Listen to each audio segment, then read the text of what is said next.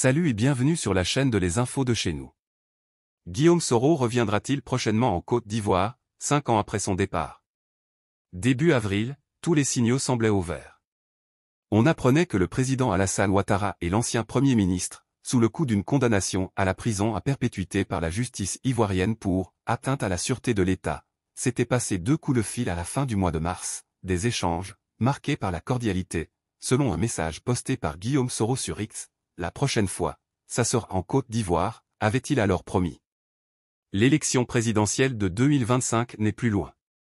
Depuis, les deux hommes ne se sont plus parlé de vive voix, le ton des déclarations de Guillaume Soro s'est sensiblement durci et les rangs du Rassemblement des Oufouettistes pour la démocratie et la paix, RHDP, le parti au pouvoir, semble divisé sur le cas de l'ancien chef rebelle, dont le ralliement fut primordial dans la victoire d'Alassane Ouattara sur Laurent Gbagbo en 2011.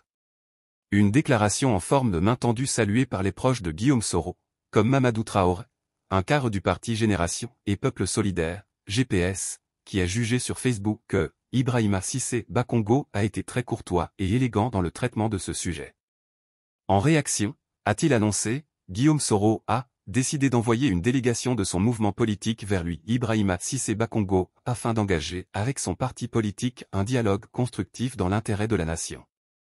Vous pouvez partager un article en cliquant sur les icônes de partage en haut à droite de celui-ci.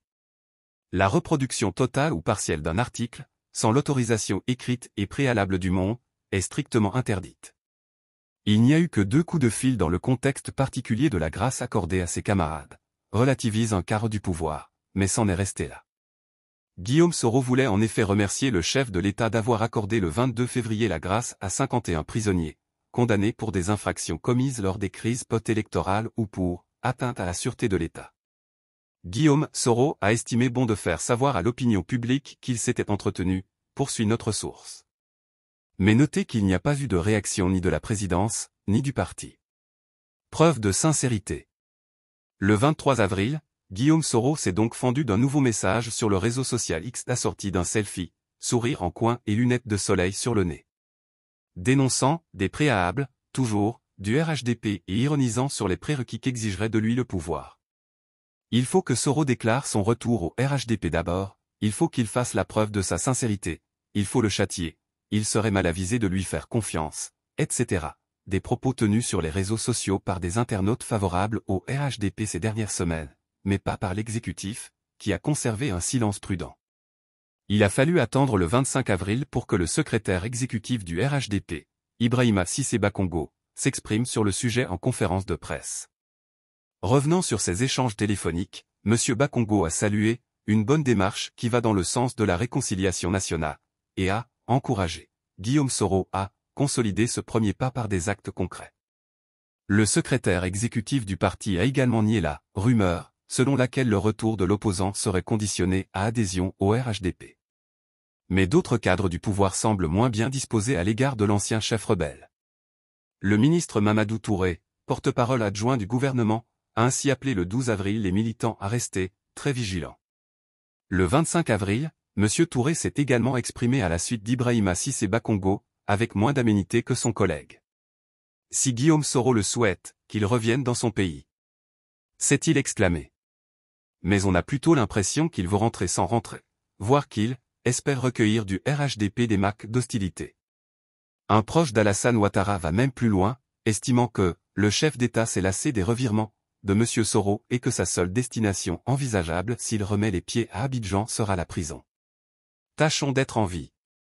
Au sein de la majorité au pouvoir, l'hostilité envers cette personnalité si particulière, passée par tous les camps politiques du pays, repose sur des raisons diverses.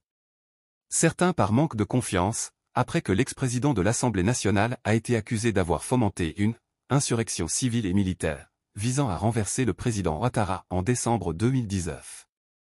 D'autres par calcul politique. Les plus ambitieux ne souhaitent ne pas voir s'allonger la liste des prétendants à la magistrature suprême. Si Guillaume Soro rentre, je le rejoins, promet un député RHDP sous couvert d'anonymat. Je ne suis pas le seul. Il a gardé de nombreux soutiens, mais nous restons à couvert, car nous savons ce que nous infligera le régime si nous le disons publiquement. Les pro-Soro gardent en mémoire la rentrée politique de juillet 2017. Après des déclarations acerbes contre le régime, tous les hauts fonctionnaires ayant assisté à la réunion de l'Union des soroïstes avaient été immédiatement licenciés. Parmi eux, le secrétaire national à la bonne gouvernance, Sindou Meïté, et le directeur général de la loterie nationale, l'ONACI, Isiaka Fofana. Selon notre source, les opérateurs privés connus pour leur proximité avec M. Soro s'étaient également vus retirer leur marché d'État. Alassane Ouattara voit en Guillaume Soro une menace réelle sur son propre terrain, poursuit le député. Il est resté très populaire dans le Nord, son fief électoral, et, grâce à son exil, il n'est pas comptable du bilan d'endettement et le cas social du gouvernement. Aussi le président Ouattara, dont l'éventualité d'une candidature à un 4e mandat se précise, gagnerait-il selon lui à favoriser le retour de Guillaume Soro pour rassurer l'électorat du Nord, du pays. Tous deux marchent sur des œufs, car chacun a à la fois peur et besoin de l'autre, poursuit notre interlocuteur. La hantise d'Alassane Ouattara est que Guillaume Soro fasse alliance avec Laurent Gbagbo ou Tidjane Thiam, le nouveau président du PDCI, alors que l'intéressé avait appelé en novembre 2020, après l'élection, les forces de défense et de sécurité à faire barrage à un 3e mandat du président Ouattara. Toutes ces spéculations interviennent dans un contexte où l'état de santé de Guillaume Soro est de plus en plus évoqué en Côte d'Ivoire. L'ancien Premier ministre est apparu amaigri lors de son voyage au Niger en novembre 2023. Depuis le début de l'année, on le dit voyageant sur tout le continent pour se faire soigner. Quand viendra l'heure de la décrispation je serai au rendez-vous, annonçait-il sur X le 23 avril. Pour l'heure, tâchons d'être en vie.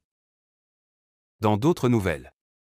Depuis sa séparation d'avec DJ Arafat, le chanteur Ariel Chenet n'est plus en odeur de sainteté avec certains Chinois pour qui il aurait trahi le king du coupé-décalé.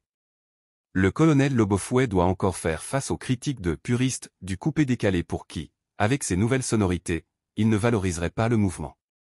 À ces adversités artistiques, il faut ajouter d'autres, notamment ses comptes bancaires bloqués. Sa femme, la web humoriste et chroniqueuse télé Nadia Sabeh a reconnu en lui un homme de courage qui fait face malgré tout à ses engagements familiaux. Aussi, lui a-t-elle rendu hommage. Avoir ses comptes bloqués depuis 2 ans, survivre et pouvoir subvenir aux besoins de sa famille, trouver les moyens pour soigner sa femme.